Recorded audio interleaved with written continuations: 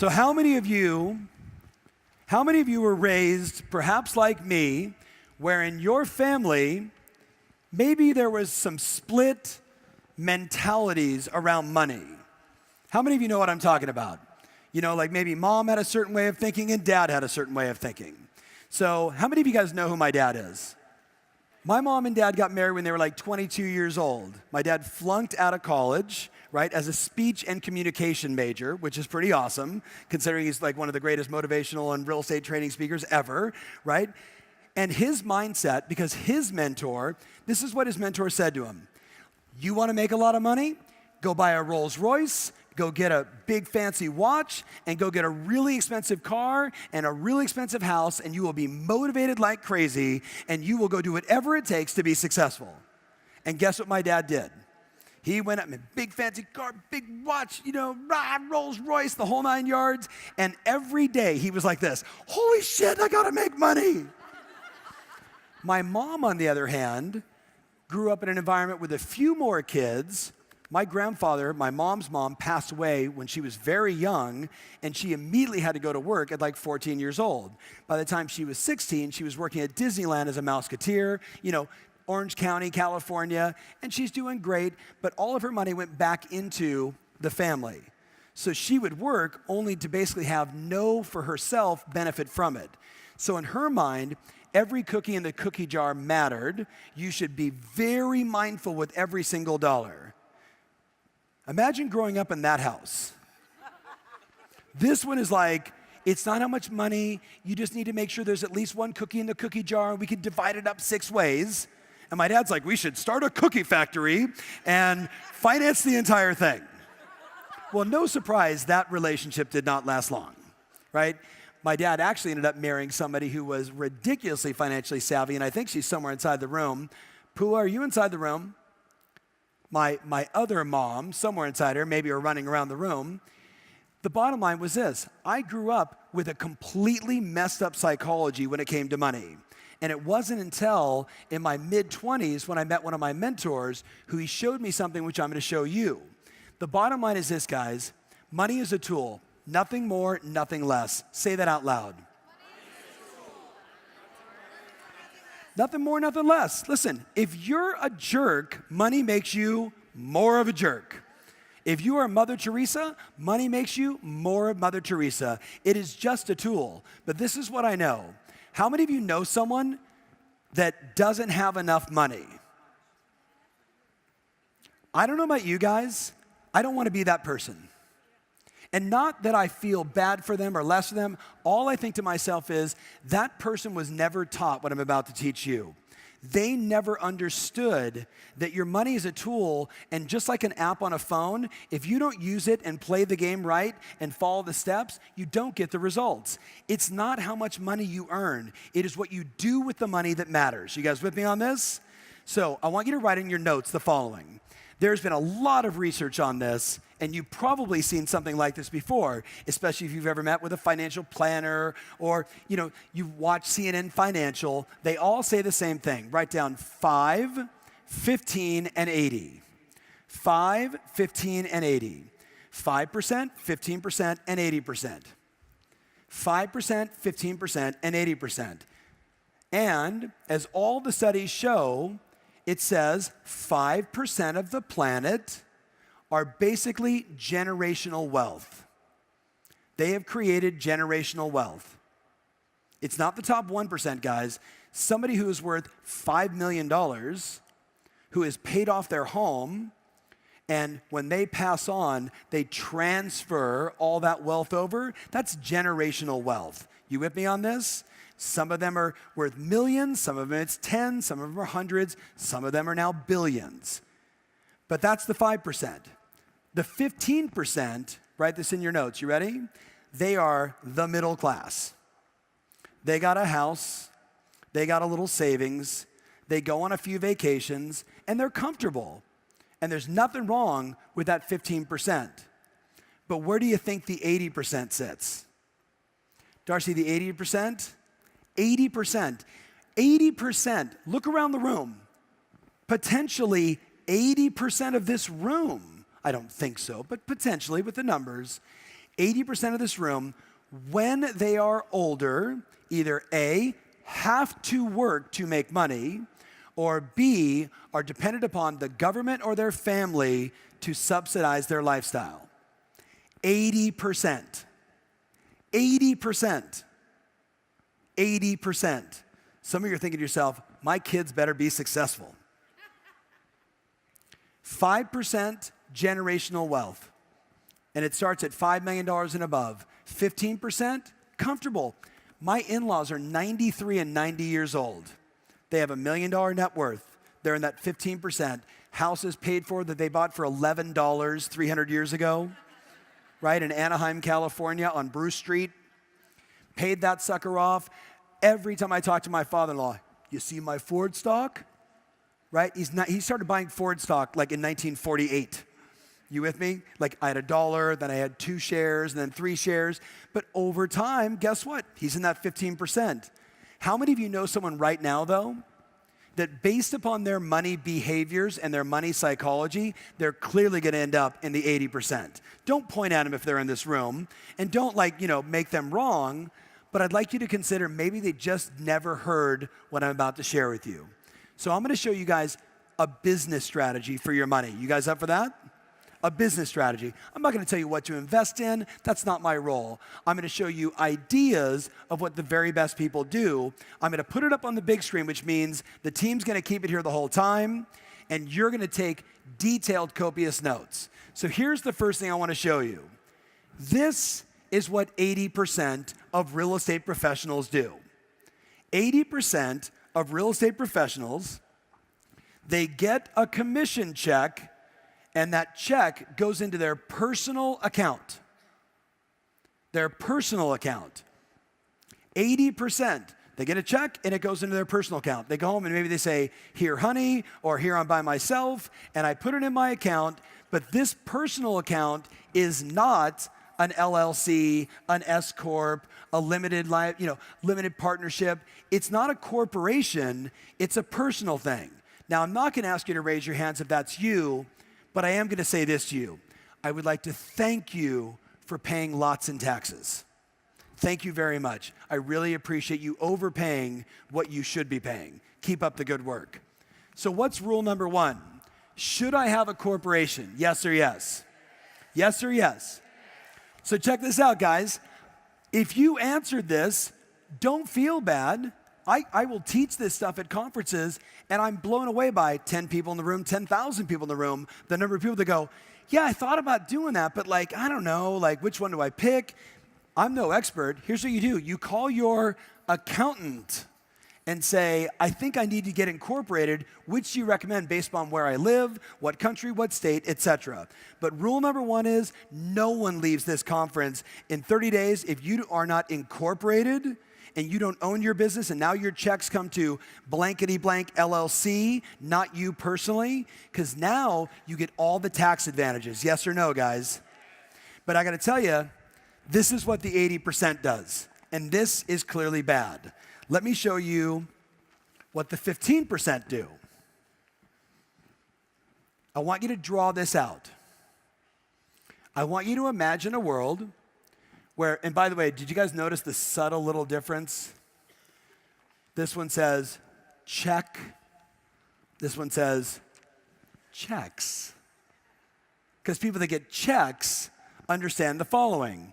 I get the check, it goes directly into my business account, right? I get it wired in from escrow. I don't get physical checks anymore. The money just gets transferred over.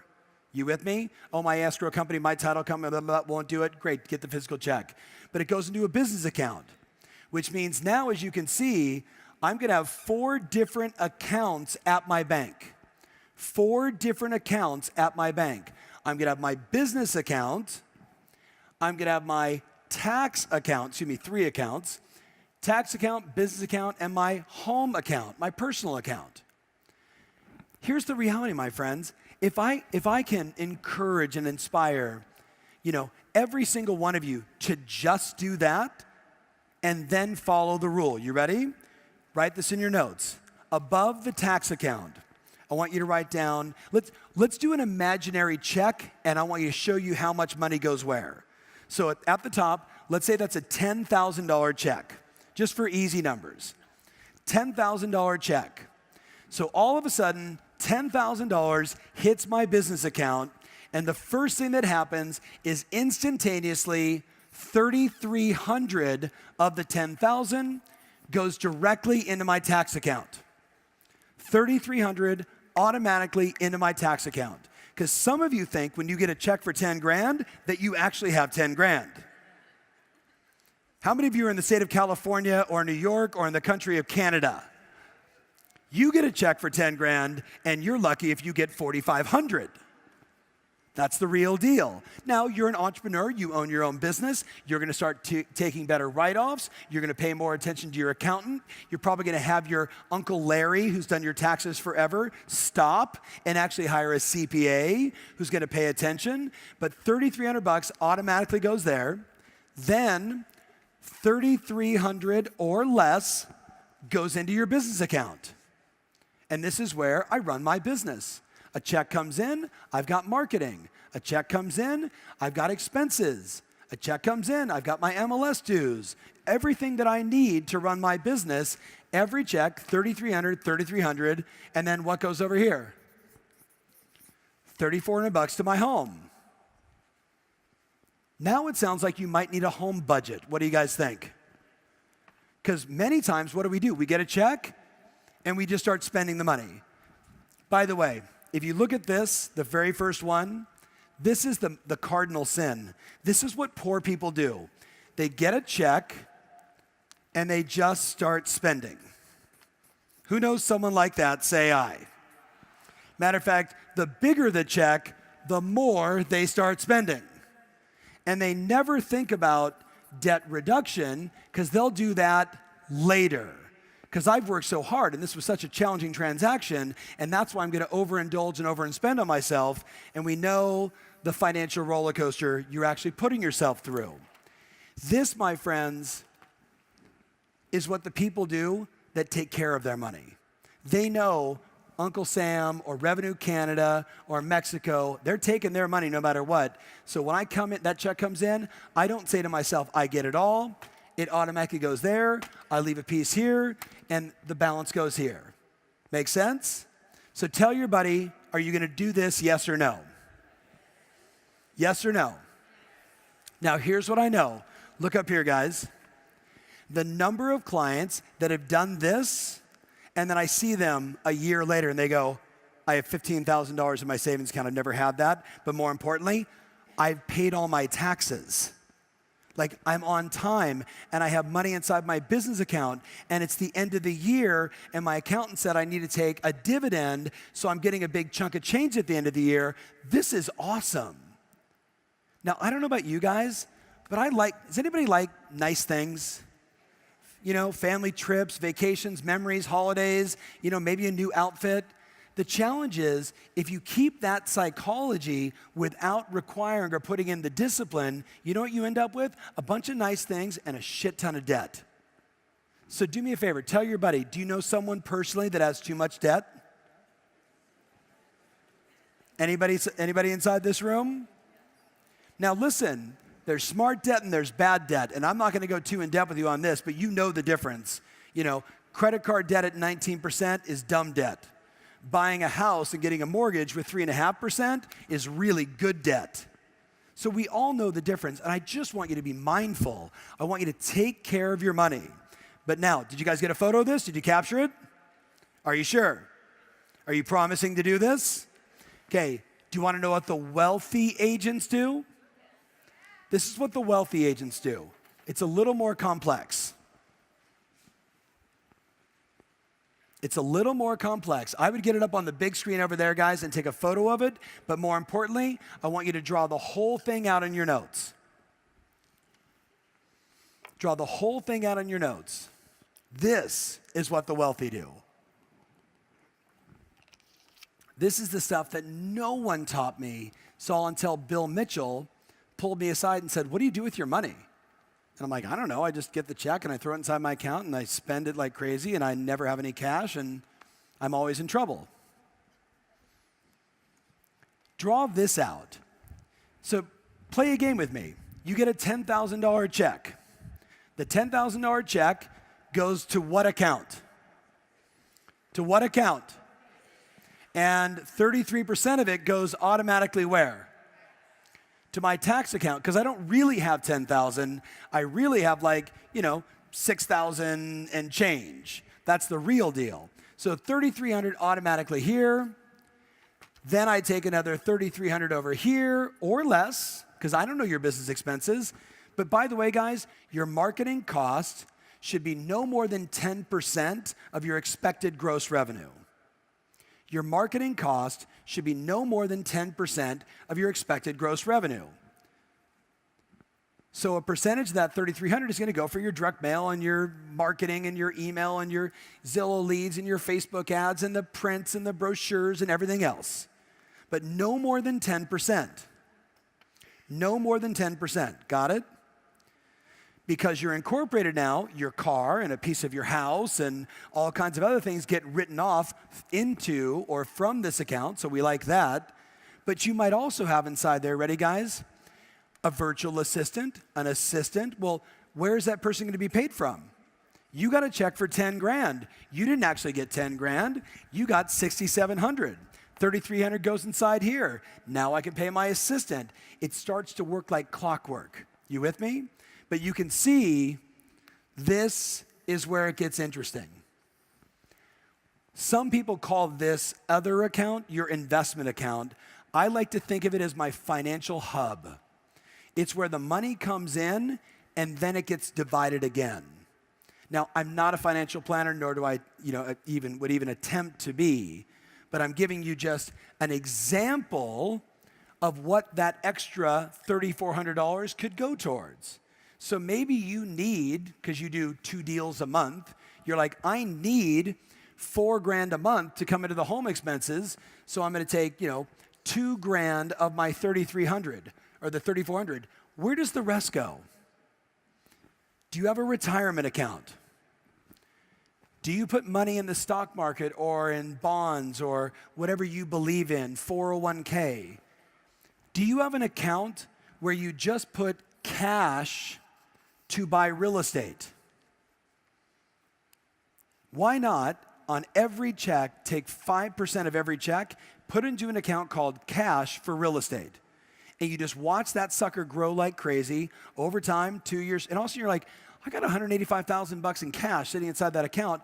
I should go buy a duplex. I should go buy a fourplex. I now have the money to go do these deals. Retirement account, real estate cash account. I use this because I did it with my kids, a 529B account, which is a college fund. Cash account. Since we did real estate cash, why don't we call this the fun account?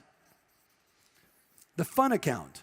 I'm going to go spend this money on stupid stuff and throw it away later and not care. Or I'm going to take this money and I'm going to use it for vacations and holidays. What action are you going to take in the next 30 days around this conversation? There's no more information. That's it. Tell your buddy, what actions are you going to take in the next 30 days? Do it right now. Hey, thanks so much for watching. We have a number of events coming up and we'd love to have you there. Visit tomferry.com/events and reserve your spot today.